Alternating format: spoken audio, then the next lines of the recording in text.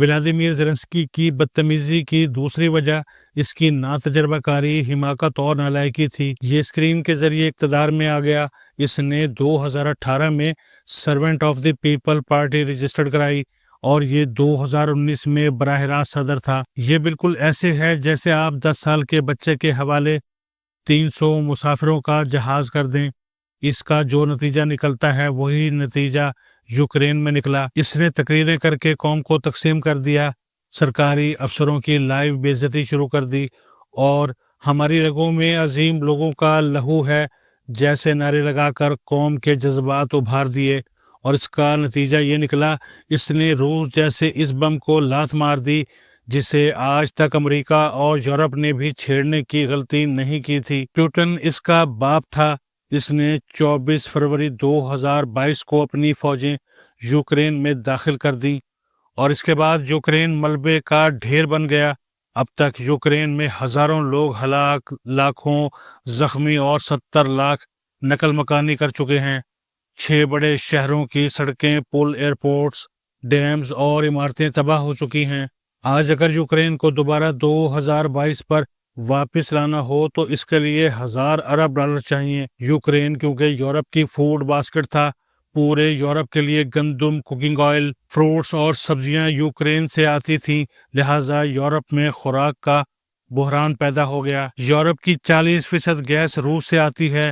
جنگ کی وجہ سے یہ بھی مہنگی ہو گئی، جس کے نتیجے میں یورپ میں بجلی اور گیس دونوں نایاب ہو گئی اور یہ افراط زر کا شکار ہو گیا۔ دوسرا، یورپ پر جنگ کے بادل بھی منڈلانے لگے۔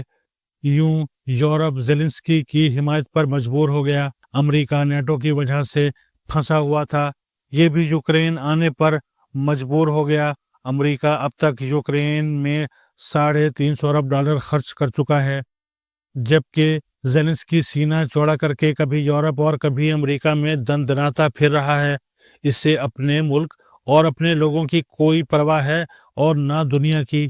کیونکہ یہ جنگ اسے سوٹ کرتی ہے۔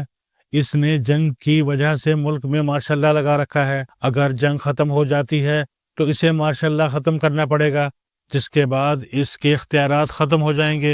اور دوسرا، یہ صرف جنگ کے خاتمے تک یوکرین کا صدر ہے۔ اگر جنگ ختم ہو گئی تو الیکشن ہوں گے اور یوں اقتدار اس کے ہاتھ سے نکل جائے گا، اور یہ اس کے لیے تیار نہیں ہے۔ اس سیناریو میں یوکرین کا کیا بنے گا؟ ہمیں اس طرف آنے سے قبل ڈونلڈ ٹرمپ کی فلسفی سمجھنا ہوگی۔ جمی کارٹر امریکہ کے 39ویں صدر تھے۔ یہ 1977 سے 1981 تک صدر رہے۔ کارٹر کا 2024 میں 100 سال کی عمر میں انتقال ہوا۔ یہ آخری عمر میں اپنے گاؤں پلین کے چرچ میں ہر اتوار کو لیکچر دیا کرتے تھے۔ پوری دنیا سے لوگ لیکچر سننے پلین آتے تھے۔ جمی کارٹر نے ڈونلڈ ٹرمپ کے پچھلے دور حکومت کے ایک لیکچر میں بتایا، مجھے صدر ٹرمپ کا فون آیا تھا۔ ٹرمپ نے مجھ سے پوچھا، امریکہ چین کا مقابلہ کیسے کر سکتا ہے؟ میں نے صدر کو جواب دیا، ہم چین کا مقابلہ نہیں کر سکتے۔ ٹرمپ نے پوچھا، ہم جب پوری دنیا کا مقابلہ کر رہے ہیں تو پھر چین کا کیوں نہیں کر سکتے؟ میں نے بتایا، ہم اور چین میں ایک فرق ہے، ہم نے پوری دنیا میں محاذ کھول رکھے ہیں۔ دنیا کا کوئی ایسا خطہ نہیں جہاں ہمارے فوجی اور ہتھیار نہ ہوں۔ اس وجہ سے ہمارا دفاعی بجٹ بہت زیادہ ہے، جبکہ چین پچھلے 75 برسوں میں کسی ملک سے نہیں لڑا۔ یہ اپنے سارے وسائل صنعتی گروتھ اور لوگوں کی ڈیولپمنٹ پر خرچ کر رہا ہے۔ لہٰذا ہمارے پاس اب 2 آپشن ہیں، ہم اپنی ساری جنگیں ختم کر دیں اور یہ رقم اپنے لوگوں پر خرچ کریں، یا پھر ہم چین کو کسی بڑی جنگ میں دھکیل دیں تاکہ اس کے وسائل بھی ضائع ہوں اور یہ بھی اپنی صنعت اور ہیومن ڈیولپمنٹ پر توجہ نہ دے سکے۔ یہ مشورہ جمی کارٹر نے ٹرمپ کو اس کے پچھلے دور اقتدار میں دیا تھا۔ مجھے محسوس ہوتا ہے یہ آئیڈیا اس کو کلک کر گیا تھا اور یہ اس دور میں اس پر عمل نہیں کر سکا، لیکن اس بار یہ اس نیت سے اقتدار میں آیا ہے اور اس نے پہلے دن سے اس پر کام شروع کر دیا ہے۔ یہ امریکہ کو جنگوں اور دفاعی اخراجات سے نکال رہا ہے۔ ٹرمپ نے پہلے دن امریکہ کو نہ صرف غزہ سے نکال لیا بلکہ تمام اخراجات بھی اسرائیل پر ڈال دیے اور قبضے کی دھمکی دے کر عربوں کو غزہ سے ملبہ اٹھانے اور اس کی دوبارہ تعمیر پر لگا دیا۔ مصر میں چند دن قبل عرب کانفرنس ہوئی اور عرب ملکوں نے فنڈ پول کر کے غزہ کی تعمیر کا فیصلہ کر لیا۔ آپ تصور کریں اگر ڈونلڈ ٹرمپ نیتن یاہو کے ساتھ بیٹھ کر غزہ پر قبضے کا اعلان نہ کرتا تو کیا عرب آگے بڑھتے؟ کیا یہ غزہ کی ذمہ داری اٹھاتے؟ اور کیا موجودہ صورتحال میں امریکہ کو غزہ کی بحالی کے لیے فنڈز جاری نہ کرنا پڑتے؟ ڈونلڈ ٹرمپ نے ایک دھمکی دی اور امریکہ کے اربوں ڈالرز بچ گئے۔ اسی طرح اس نے حلف اٹھاتے ہی افغانستان کی امداد بند کر دی۔ امریکہ سے نیروبی کے ذریعے ہر منگل کو $40 ملین کابل آتے تھے۔ یہ ماہانہ $160 ملین اور سالانہ $2 بلین بنتے ہیں، اور امریکہ انخلا کے بعد اب تک اس مد میں افغانستان کو $18 بلین ادا کر چکا ہے۔ ٹرمپ نے یہ رقم بھی بچا لی اور الٹا اپنا اسلحہ مانگ کر افغان حکومت کے پاؤں میں آگ بھی لگا دی۔ امریکہ کو داعش سے خطرہ تھا، چنانچہ کابل میں CIA کا باقاعدہ دفتر قائم تھا۔ اس پر بھی اربوں ڈالر خرچ ہو رہے تھے۔ ٹرمپ نے یہ ذمہ داری اب پاکستان کو تھوپ دی ہے۔ اس نے پاکستان کو کولڈ شولڈر دے کر اور رچرڈ گرنیل سے عمران خان کے حق میں ٹویٹس کرا کر پہلے پاکستان کو خوفزدہ کیا اور پھر اس سے داعش کے کمانڈر محمد شریف اللہ عرف جعفر کی گرفتاری کے لیے مدد مانگ لی۔ پاکستان کے پاس ہاں کے علاوہ کوئی آپشن نہیں تھا۔ ہم جب راضی ہو گئے تو نہ صرف رچرڈ گرنیل کی ٹویٹس بند ہو گئیں بلکہ اس نے پرانی ٹویٹس ڈیلیٹ بھی کر دیں۔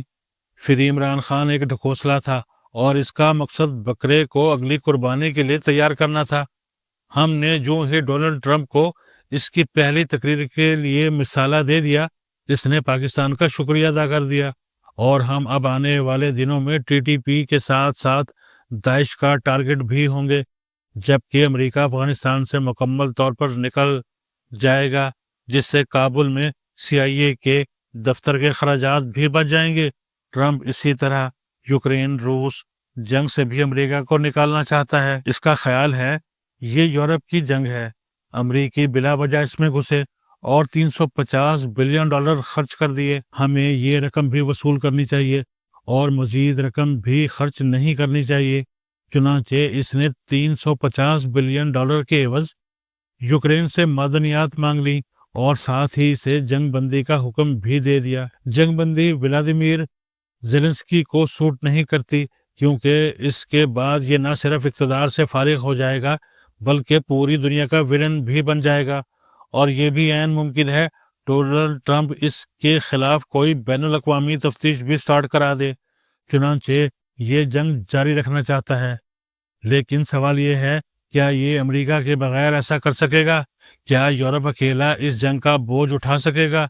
اگر برطانیہ اور اس کے اتحادی دوسری جنگ عظیم میں امریکہ کے بغیر جنگ کا بوجھ نہیں اٹھا سکے تھے تو یہ آج یہ وزن کیسے برداشت کریں گے؟ لہٰذا یورپ اور یوکرین کے پاس صرف ایک آپشن ہے، یہ ٹرمپ کی بات مانیں اور روس کے مطالبات مان کر جنگ ختم کر دیں، اور یہ جو رقم جنگ پر خرچ کر رہے ہیں وہ اسے یوکرین کی بحالی اور ریکنسٹرکشن پر خرچ کر دیں۔ لیکن یہاں دو ایشوز ہیں۔ اس وقت دنیا کی زیادہ تر پاورز یہودیوں کے ہاتھ میں ہیں۔ آپ اگر روس کی طرف سے یوکرین پر حملے کی پلاننگ کرنے والے لوگوں کے بارے میں تحقیق کریں گے تو آپ کو معلوم ہوگا یہ یہودی ہیں۔ یوکرین کا صدر بھی یہودی اور فوج کے اہم ترین آفیسرز بھی، اور دوسری طرف یورپ کے زیادہ تر اختیارات بھی یہودیوں کے ہاتھ میں، اور امریکہ کو اس جنگ میں دھکیلنے والے امریکی بھی یہودی، اور یہ سب لوگ مل کر تیسری عالمی جنگ چاہتے ہیں۔ یہ باز نہیں آئیں گے، یہ زمین کو آگ لگا کر رہیں گے۔ ڈونلڈ ٹرمپ ان حالات میں کیا کر رہا ہے؟ یہ کیا چاہتا ہے؟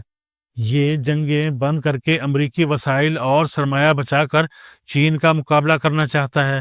یہ دیکھ رہا ہے چین ٹیکنالوجی، انڈسٹری، پیداوار اور سڑکوں کے ذریعے تیزی سے سپر پاور بن رہا ہے۔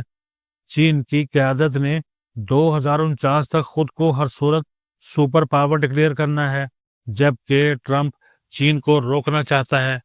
یہ اس کا ہر فیلڈ میں مقابلہ کرنا چاہتا ہے۔ یہ ہے اس کا منصوبہ، اور آپ یہ بھی یاد رکھیں یہ شخص جانے کے لیے نہیں آیا، یہ کوشش کرے گا یہ بھی چین کے صدر شی جن پنگ اور روس کے صدر ولادیمیر پیوٹن کی طرح تاحیات صدر بن جائے، یہ ورلڈ آرڈر میں اپنا ویٹ بھی مستقل کر دے، اور یہ اس نیک کام کے لیے کیا کیا کرتا ہے یہ آنے والے دنوں میں نظر آ جائے گا۔ تاہم یہ حقیقت ہے، اس شخص میں کچھ بھی کرنے کی صلاحیت موجود ہے۔